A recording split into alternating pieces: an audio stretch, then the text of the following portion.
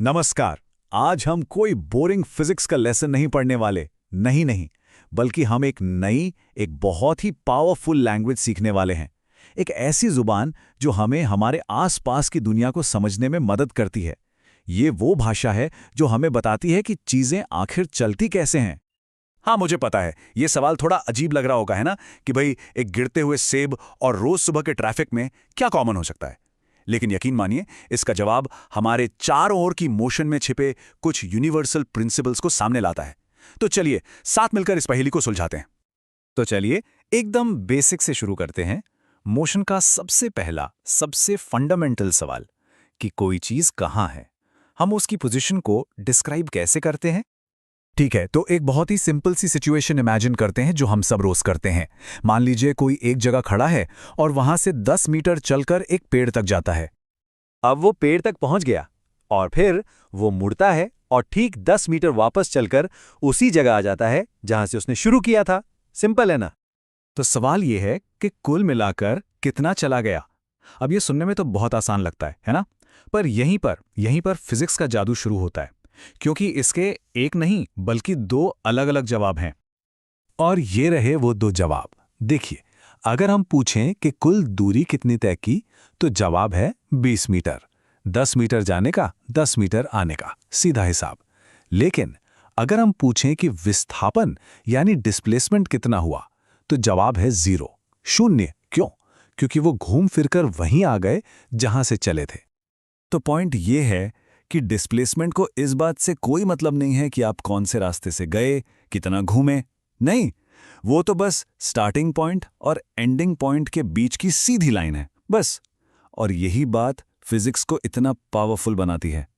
वो सारी फालतू डिटेल्स को हटाकर सीधे मुद्दे की बात करती है। ठीक है, तो अब हमें यह पता चल गया है कि कोई चीज कहां है। अब अगला कदम यह पता करना है कि वो एक जगह से दूसरी जगह कितनी तेजी से जा रही है। अब देखिए, हम आम बोलचाल में स्पीड शब्द का इस्तेमाल करते हैं, लेकिन फिजिक्स में हमें थोड़ा और प्रिसाइज होना पड़ता है। स्पीड तो बस ये बताती है कि कोई चीज कितनी तेज चल रही है। जैसे 100 मीटर 10 सेकंड में, मतलब स्पीड हुई 10 मीटर पर सेकंड। लेकिन वेलोसिटी हमें स्पीड के साथ साथ डायरेक्शन भी बताती है, मतलब कोई चीज कितनी तेज चल रही है और किस दिशा में। हाँ, इसे ऐसे सोच सकते हैं कि वेलोसिटी जो है वो जीपीएस वाली स्पीड है। वो आपको सिर्फ ये नहीं बताती कि कितनी तेज, बल्कि ये भी बताती है कि किधर। और ये छोटा सा फर्क आगे चलकर बहुत बड़ा बन जाता है। असल दुनिया में क्या होता है, चीजें एक ही वेलोसिटी पर तो चलती नहीं रहती, है ना? कभी स्पीड बढ़ती है, कभी कम होती है। और यही से कहानी में आता है असली ट्विस्ट। तो मान लीजिए एक कार चल रही है और अभी उसकी वेलोसिटी है 5 मीटर पर सेकेंड। ठीक है, अब ड्राइवर ने एक्सेलरेटर पर पैर रखा और कुछ ही देर में वेलोसिटी बढ़कर हो गई 10 मीटर पर सेकेंड। और 5 सेकेंड पूरे होते होते वेलोसिटी पहुंच गई 15 मीटर पर सेकेंड। तो यहां क्या हुआ? वेलोसिटी लगातार बदली, वो बढ़ी। वेलोसिटी में इसी बदलाव को, इसी चेंज को हम कहते हैं एक्सेलरेशन। ये बिल्कुल गाड़ी के गैस पेडल और ब्रेक पेडल जैसा है। जब आप स्पीड बढ़ाते हैं तो आप एक्सेलरेट कर रहे हैं, और जब ब्रेक लगाते हैं तब भी आप एक्सेलरेट कर रहे हैं, बस नेगेटिव डायरेक्शन में। तो हमारे पिछले एग्जाम्पल में क्या हुआ? 5 सेकंड में वेलोसिटी 10 मीटर पर सेकंड बढ़ गई। इसका मतलब एक्सेलरेशन हुआ 2 मीटर पर सेकंड स्क्वायर। अब ये सेकंड स्क्वायर क्या है? अरे सिंपल है, इसका मतलब है कि हर एक सेकंड में कार की स्पीड 2 मीटर पर सेकंड बढ़ रही थी। और अब आती है सबसे मजेदार बात। सिर्फ इन 3 चीजों से, डिस्प्लेसमेंट, वेलोसिटी और एक्सेलरेशन, हम कुछ ऐसे पावरफुल टूल्स बना सकते हैं जो हमें किसी भी चीज की फ्यूचर मोशन के बारे में बता सकते हैं। हम भविष्यवाणी कर सकते हैं। ये देखिए, ये है एक फिजिसिस्ट का टूल किट।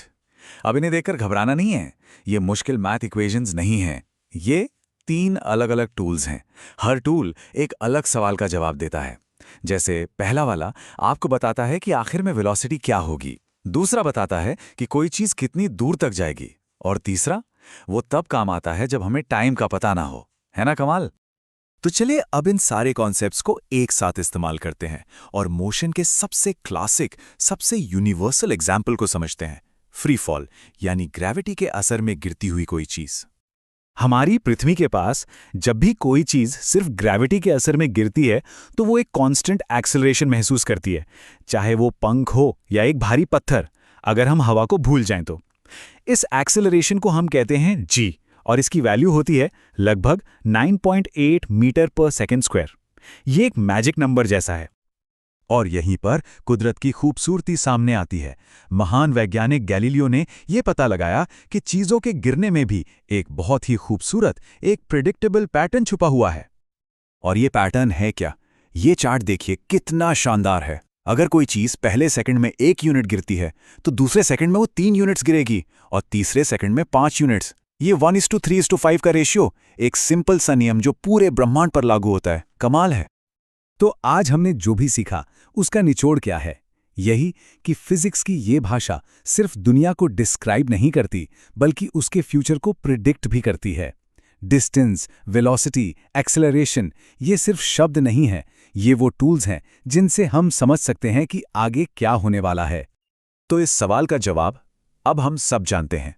एक जोरदार हाँ, हम बिल्कुल पता लगा सकते हैं। तो अगली बार जब कोई चीज गिरते हुए देखें तो याद रखिएगा, अब हम सिर्फ देख नहीं रहे हैं, हम समझ रहे हैं, हम प्रिडिक्ट कर सकते हैं, क्योंकि हमने ब्रह्मांड की भाषा का एक अक्षर सीख लिया है।